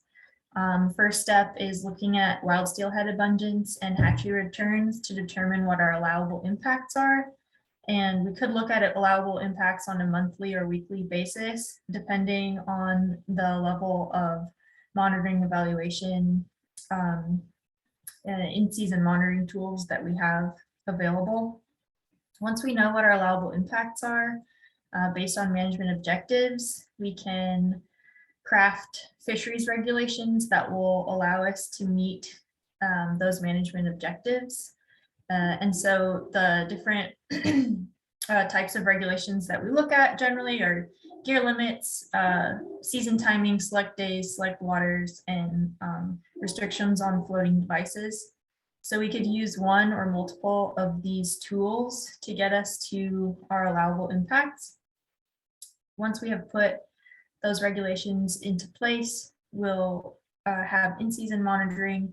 And if we need to change the rules that we put into place in season, it becomes clear that our forecasts or projections are off from what we thought they were going to be, then we have tools to adjust those fisheries as appropriate.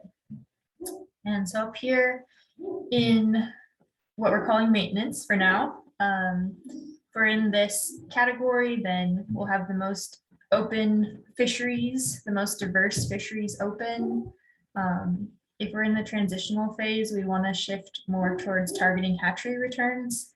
And if we're unable to design a fishery that meets our management objectives, then we would have to close that particular system.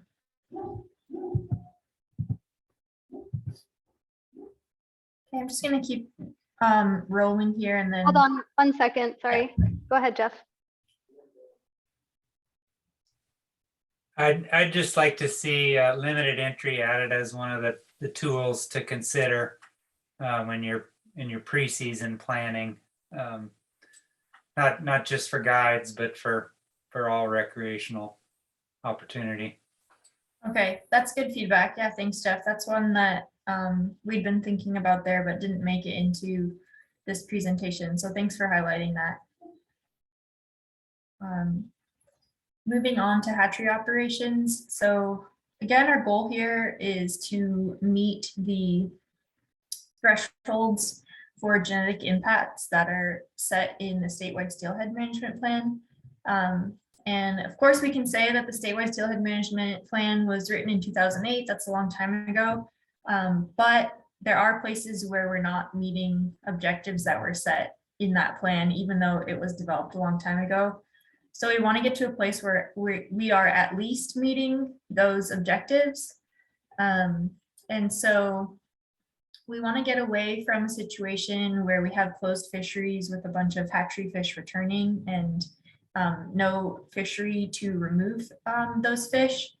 And so with that in mind, we want to implement this hatchery equilibrium protocol where we would scale back hatchery releases if we are in a situation where we're in that conservation focused zone where we likely won't have fisheries available.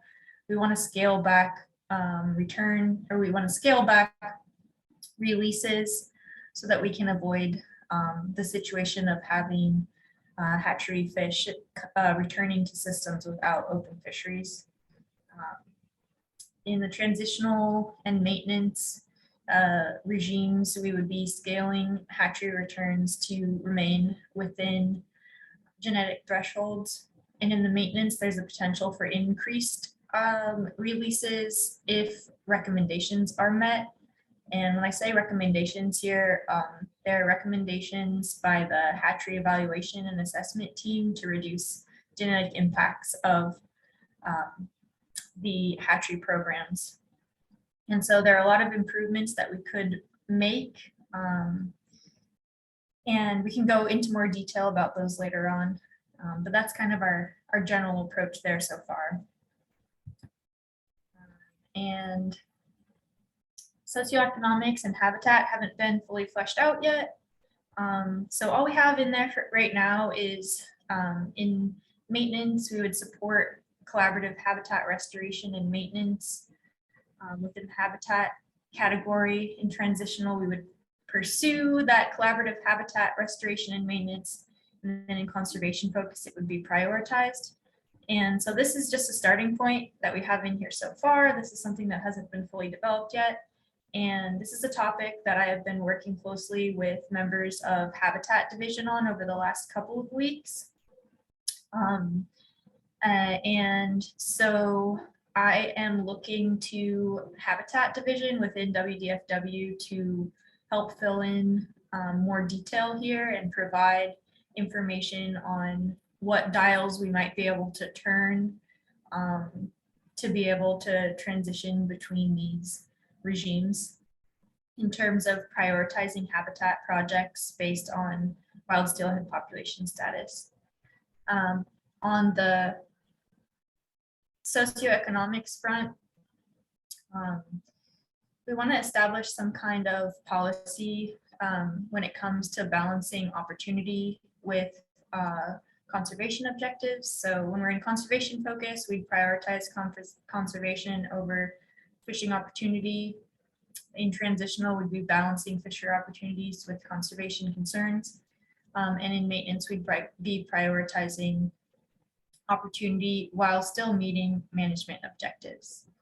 Thanks, Toby. And Bob, you have your hand up, and then, oh, perfect. That was your last slide. Good, because we're going to have to finish up and do public comment, but go ahead, Bob. Hey, I was just curious, like when we start breaking down all the systems with those meetings, will you kind of have an idea of like each system, where we are habitat wise? Like, hey, the soul duck, we're at, 85% of our habitat. So we have like a 15% where we need to work on. And will you have those kind of breakdowns going all the way through all the river systems? Like, do you have that idea? Yeah, so that's part of the work that we're doing right now, Bob, is to make sure that we have all that information consolidated and in one place. So my hope is that this document will be able to provide that kind of information and also guide the decisions that we have moving forward. So part of what I'm doing right now and part of what we as a team are doing right now is making sure that we have all of that information consolidated so that we can include it in our assessment of habitat within the basin specific plans. Yeah, that would be a pretty big deal because it's, if you're at 50% of your habitat issue, then, we probably shouldn't even be talking about fishery seasons or anything. We should be talking about habitat. And then there's other places where your habitat's strong, then we focus more on, what fishing seasons are and other things. So I think that's a pretty important piece. Thanks. Yeah, habitat is hugely important, of course, and it's a really big piece of what could kind of turn the dial in one direction or another when it comes to steelhead. And so we want to work towards being as collaborative as possible within the agency, because we here, James and I, and other management fisheries managers on our team, we're more focused on the fisheries aspect, but we want to make sure that we're including appropriate information from Habitat Division as well, and then also partnering with other entities outside of WDFW to make sure we can get the work done. So that's hugely important. Yeah, and I would think that you're talking about habitat, obviously not for this group, but hopefully James and anybody else that would be out there, like if there's a habitat issue on a system, there's a pile of people out there that are more than willing to dive in and help do what they can do. But a lot of times it's like we're being like, we got to go try to find that information when there's times where somebody can just pick up a phone or an email and say, hey, we got a habitat issue that we'd love to have worked on here. Hey, would your group be willing to help with this? Right? I mean, we got to have those kind of contacts. I mean, yeah, we can go out and look for it, but it would sure help if you guys just like pinpointed something and say, hey, this would be something really good we could help with. And most of us are like, oh, great, let's get on it. So just future. Thanks. Yeah. So with that idea in mind, Greer, so I'm just going to jump in for a second and say that, we've all talked about how this can be a step towards future work. And my hope is that we'll be able to get information on habitat and hatcheries and all the categories that we've talked about just consolidated into one place so that people have a really holistic understanding of where we're at now and where we want to go in the future. So yeah, I think a big piece of this plan is going to be providing information more generally in addition to making management plans. So just wanted to throw that out there. Hey, and Toby, I just want to highlight too, sorry, Greer, that there's a bunch of experts on this call right now in this field. And Toby said this is kind of an unpolished section of this right now. And so I really encourage folks that have that expertise. This is a place to just dive right in. So thanks. Yeah, and I'm going to ask DFW, I want to be respectful of the 30+ public on the call who maybe have to leave at 6. So if we transfer over to public comment and then come back to questions, if you all want to keep going. I know, James, you have to leave, but is that okay? I want to be respectful of those folks who have listened in this whole time. So let's just pause. I see Jonathan, Caleb, and Rich, all your hands up. So just hold those questions, jot them down so you don't lose them. And we're going to switch over to public comment. If you are a member of the public and you have a comment, please raise your hand and Olivia will unmute you and you can go ahead and ask your question. Yeah, so first we have Reve and Aaron O'Leary. Thank you, Olivia. And thank you for allowing for the public comment. I'm just going to echo a lot of the concerns in the terminology and the status classification approach table and kind of the implications that may have. I guess I would just wonder if there's like a baseline of monitoring and evaluation that's being planned that hasn't been in the past, that we're missing out on here, where the low priority wouldn't be as much of a concern because the overall priority is elevated from what it has been, kind of strategically too. Also, we're looking at some things that are kind of longer term, like hatchery. If you make a change to a hatchery program, that's going to be way down the road than this current season that is driving that change. So when you're looking at using kind of the abundance level to change something that's much more longer term, I think that needs to be addressed better. Thank you.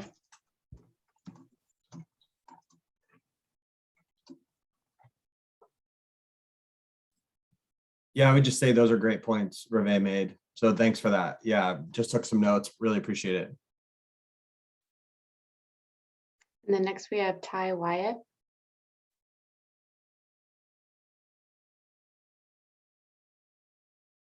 Ty, I think you're still on mute there.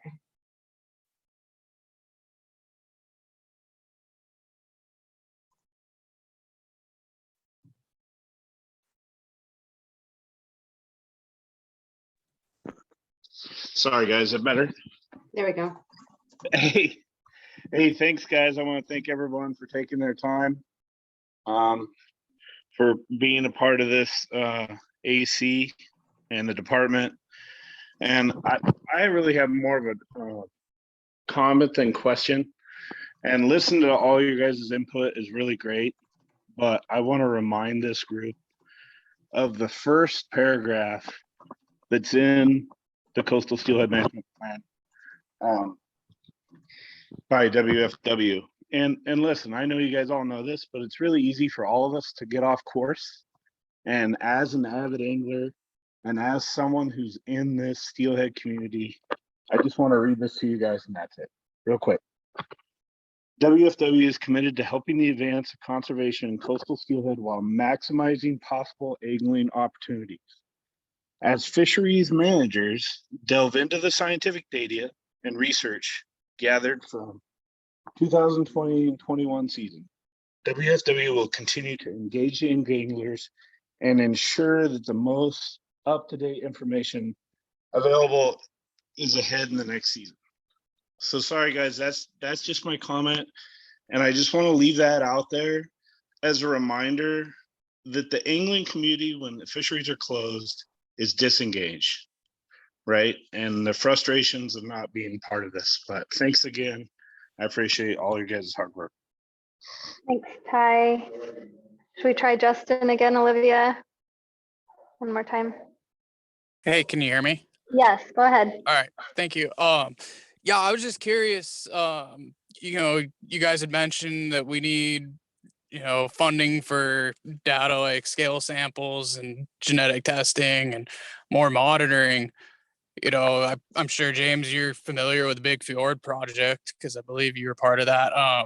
You guys were able to implement something pretty easily there, and you have a set of guides working on that project that frankly don't have half the experience of just the guide that's sitting on your board right now. So why are we not able to implement something similar out on the coastal region with the bevy of people that we have available that would all love to help? Because at the end of the day, we all want to see the resource succeed and get back to, the levels that they once were. Thank you. Yeah, I'm just going to give a thumbs up to that, Greer. Yeah, I think Justin's on the right track. The Big Fjord project's been a huge success, and the guide community and anglers abroad have really stepped up. So let's keep that one on the radar. And I think it kind of mimics some of the comments Lee had. So more work to do getting those on the table. Thanks. Okay, we've got one more minute. So we'll take one more comment from Robert, and Olivia is going to post the comment website. If we don't get to you, you can use the public comment form to get your questions or comments in. So go ahead, Robert.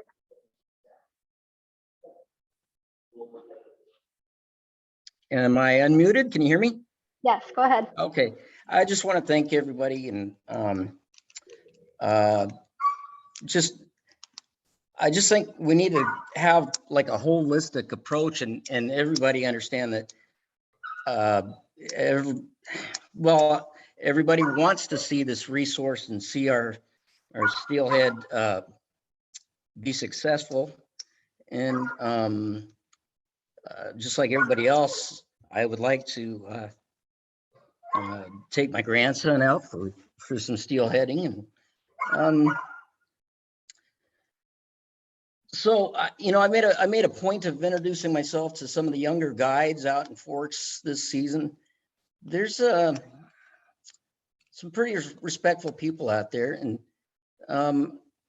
I think that you just need to take in that everybody, most people that are avid anglers are willing to do what's necessary to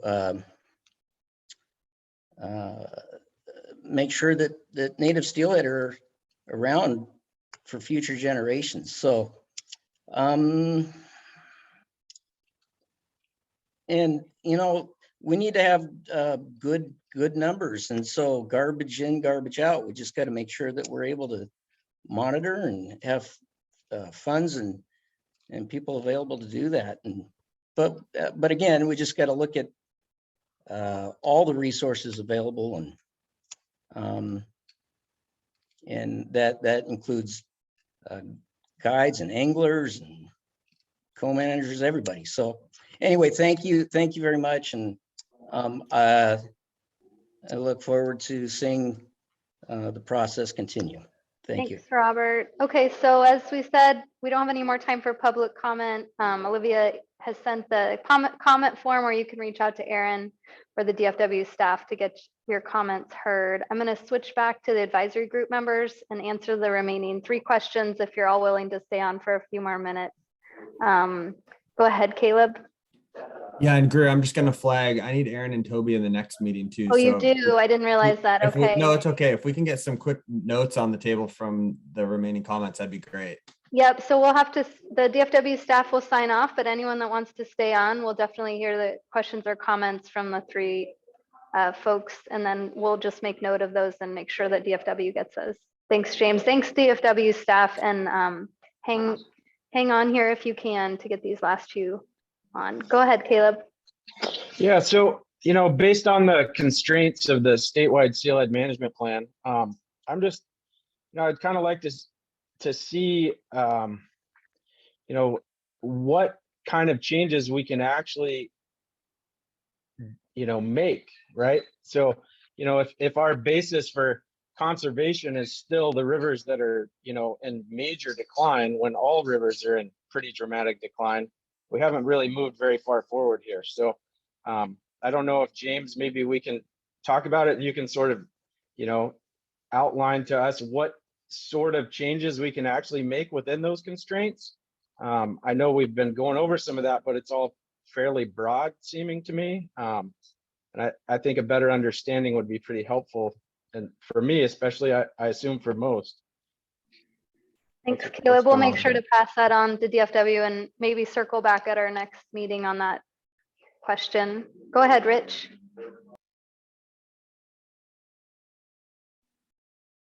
Yeah, thank you. A lot of good comments here today. And I appreciate everybody being involved.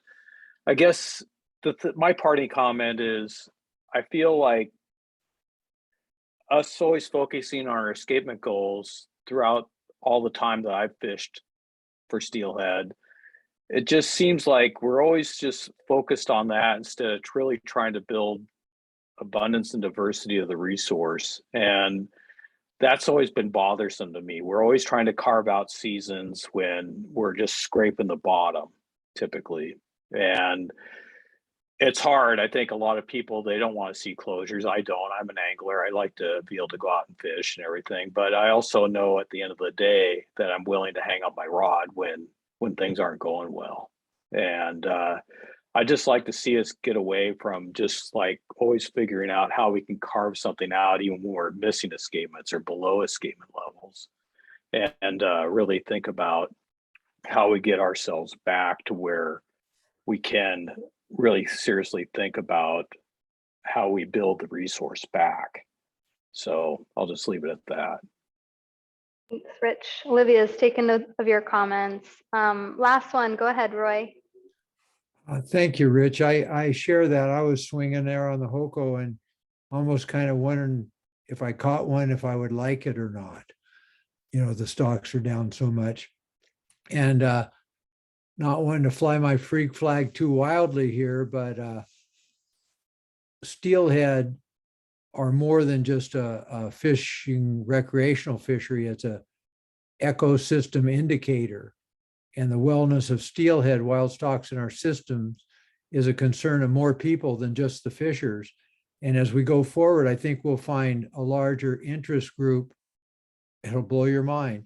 I think we'll have a larger interest group in wild steelhead survival in the long run for more people than we will from people that want to fish for the last few stocks. And that's a cap to put on for our future, is to think about fishing as much as we possibly can. But there's a whole spectrum of usership available for guides and recreational use for other activities in the area of fishing. Like Bob said, show us something to fix on the river and we'll get out there and fix it. I know guys that'll pay for a guide day to go do spawner surveys, or pay for a day to go do habitat restoration. Bob knows when they caught the Snyder Creek fish, you know, the inventory there, people volunteered and it was just a done deal. People got it done. And I think there's so many projects that if we work together and look at steelhead in a more holistic way than just the fishing alone, we'll bring in a larger group of supporters for the work we're doing to maintain habitat and inventories. Thank you for letting an old man ramble here at the end. Thanks, Roy. Good comments. Well, that's it. We were doing some chatting in the chat boxes about scheduling. We'll circle up, Chris, to see if we can open up this that week in April. And I've sent you a comment to ask when you'll have your May dates available, and we can try to figure out whether we can move it to May. Yeah, so the middle of April. So we'll talk about that. We'll try to find a date in April, and if not, we'll have to talk about moving to May. It just depends on how many people we can get in April. So appreciate that. We'll be in touch, as will Toby, with some more information about what your review homework is. I appreciate your time. Sorry to go over a little bit, but great discussion, and we will be following up with you. Thanks, everybody. Have a good night.